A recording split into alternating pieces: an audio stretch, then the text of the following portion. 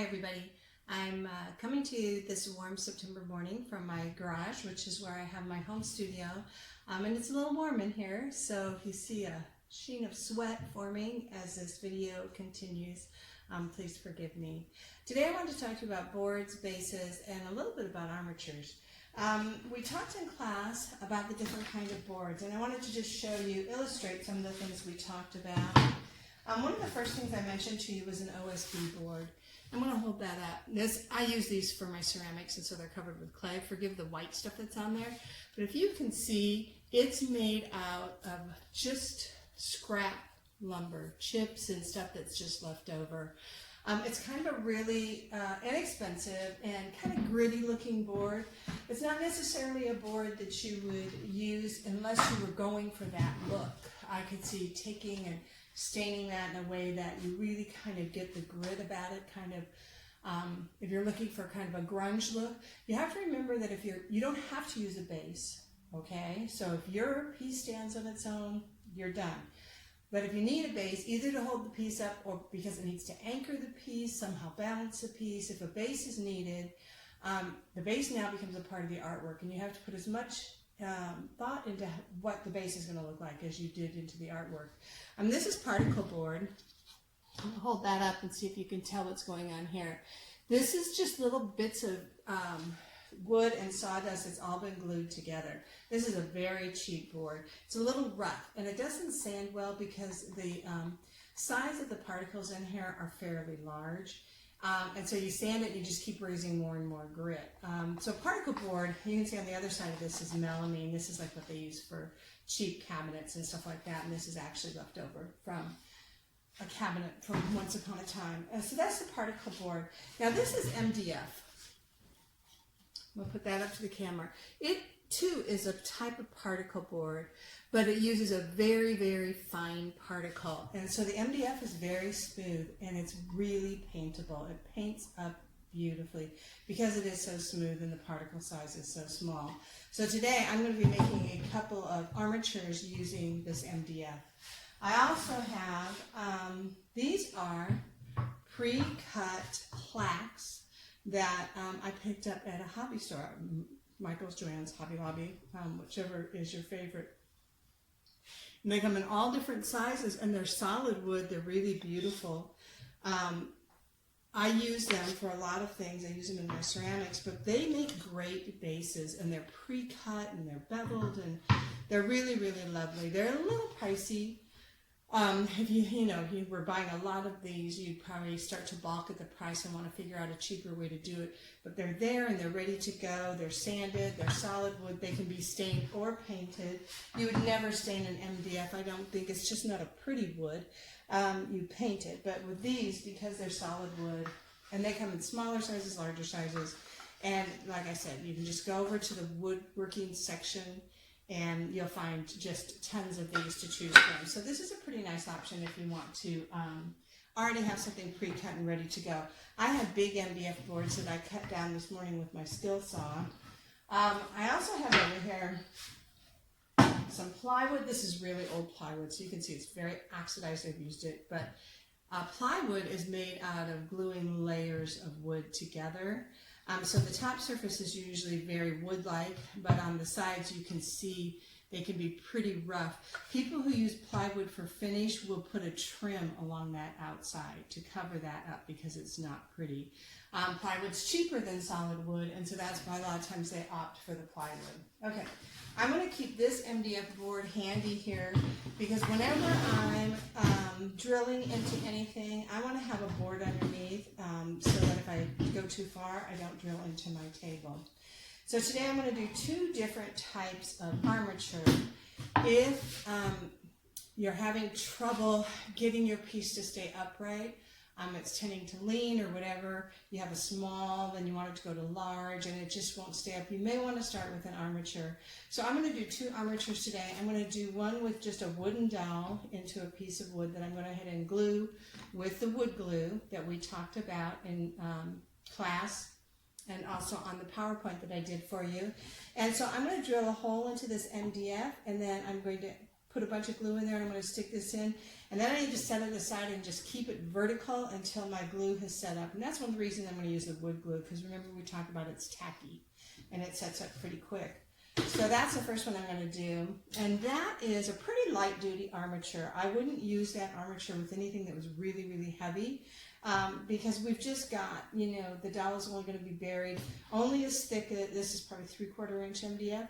So we're only burying that in 3/4 inch. And, you know, if something was heavy, was leaning against there, it could eventually just pull that out.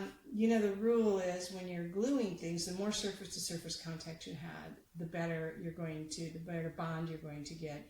And if this were my only option to glue, but I wanted it to be more heavy duty, I might go with a thicker board, so that way I could bury that dowel even further in. If I'm burying it into 1 inch of board, then I'm going to get a better adhesion than if I'm putting it into a 1/2 inch of board.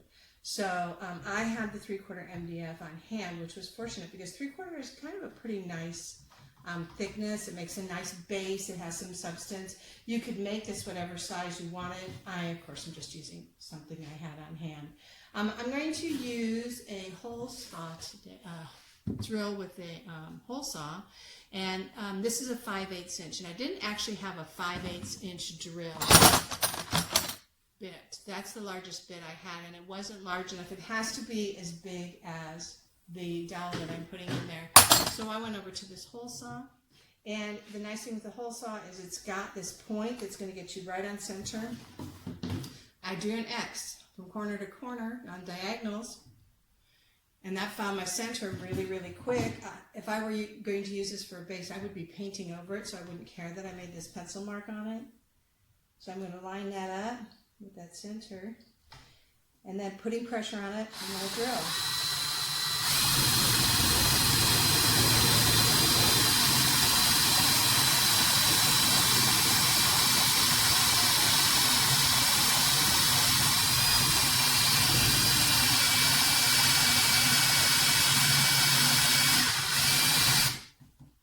Let's see how I'm doing. One of the things when you're drilling out, it's removing all of that. We talked about this doesn't have a grain on it, so I don't have to worry so much about this splitting. But with other wood, if we work with other wood, we'd always want to do a pilot hole first because we want to clear that out because we don't want to cause that wood to split. I could go all the way through this or not go all the way through this. Of course, if I go all the way through this, I'm going to have a deeper hole. I'm going to clear a little bit more out. Hold on just a second. I know this is probably noisy on the video, so I apologize. When I start to get down to the bottom, this part of my bit is digging into this board underneath me. And you might have seen that I let go with this hand and I laid it onto this board. Once this digs in, it'll cause this board to spin on this point. So that's why I needed to hold on to that to keep that from happening. All right, I'm going to refit that.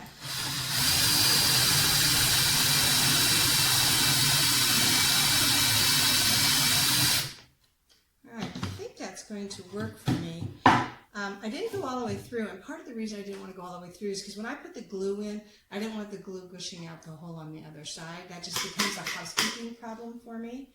So I'm going to clear that hole out.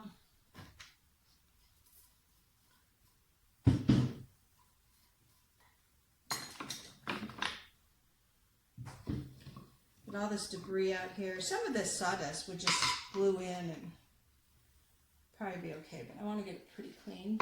And now it's really easy. I'm just going to take my wood glue and take this lid off because I think this is clogged. You know, that's the big thing with wood is that everything clogs. So I'm going to pour some of this wood in here.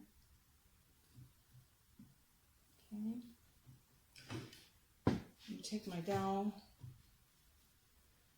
I put enough wood in there that it's squished out. Let that sit for me. I'll be right back. I'm going to go grab a sponge so I can clean up that excess glue.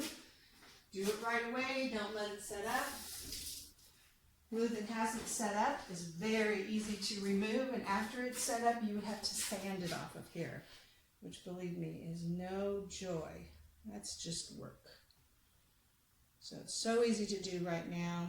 This is a tight enough fit that I feel pretty confident that the glue is going to go inside of all those nooks and crannies. I'm going to give it a little bit of twist and make sure I'm evenly dispersing that glue throughout. Okay, it's not super tight because you're going to get what you get as far as hole saws and size of drill heads and things like that. That's good enough. So I'm going to take this, I'm going to set it aside. I'm going to use my triangle and I'm going to make sure it's perpendicular. And then I'm just going to set it in a place where it can just sit there and dry, so it's standing straight up. I picked up this size of dowel and I didn't cut it down this morning. You know, they come in different lengths. This is the length they have. So hold on, I'm going to set this aside and I'll be right back.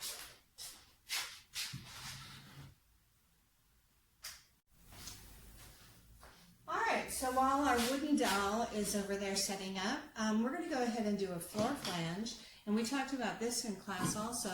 This is what a floor flange looks like, and you get this in your pipe fitting at the plumbing department at your home improvement store. This is a 1/2 inch, and that refers to the inside diameter of the floor flange here. And so you're going to find the appropriate pipe that fits. And they have threaded pipes. I just got this 10 inch because I knew it would be handy to use for the video, but they come in all the way up to 10-foot length. So, and so you just want to make sure that you're matching up the correct threading. So a 1/2 inch pipe with a 1/2 inch floor flange. And again, I took my board and I did my diagonals to find my center. And then this time I went ahead and I lined my floor flange up with that. And I put my circles right on the line so that I could visually look in here, look at each of the 4 outside circles and find the center. And I marked this circle. Well, I marked the outside circle and I marked the 4 little circles because I'm going to drill some pilot holes, okay? So, eye protection on. Oh, I was going to say too, if you don't have a drill, you could do pilot holes with a nail. So I could just center that nail up in there.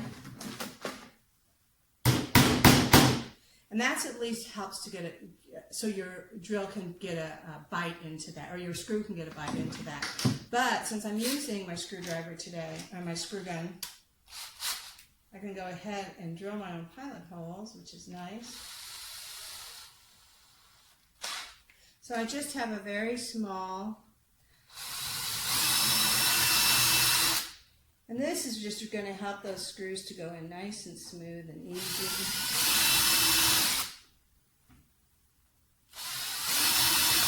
So I'm doing a little pilot hole in each of these 4 places.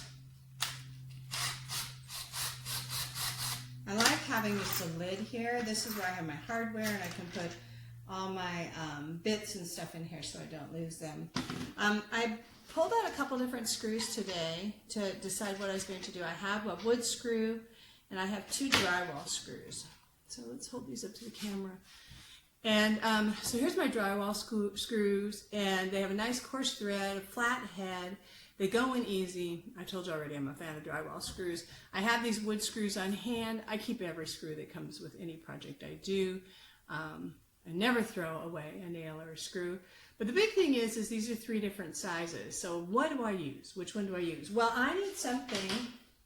I'm going to get the most bite that I can without going through the board. And so if I look at this drywall screw, this is too tall because even with the floor flange, which these are countersunk, so they're flat, but you still have to add a little bit. So even with the floor flange, this is just too big. And this was the smallest drywall screw I have. It's too big. And so I think I'm going to have to go, oh, this is even a little bit too big. Let me see. There we go. This drywall screw. This is what I'm going to use. So it's big enough to go bite all the way through the board and anchor that in. So let me make sure I have 4 of those, which I do. Okay, so I line this back up. I'm going to switch over to I was waiting to put this in. This has a finer, they're both the Phillips head. One is smaller, one is larger. And I want something that's going to line up. That's a little bit big. I'm afraid that might pull that out. This is a better fit for these smaller screws, so I'm going to use that one.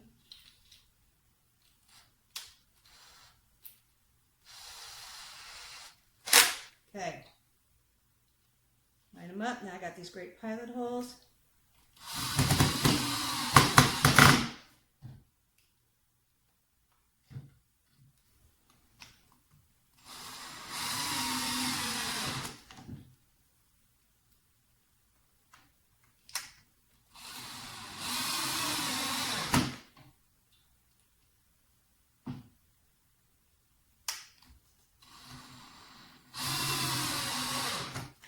right, so now I have an armature.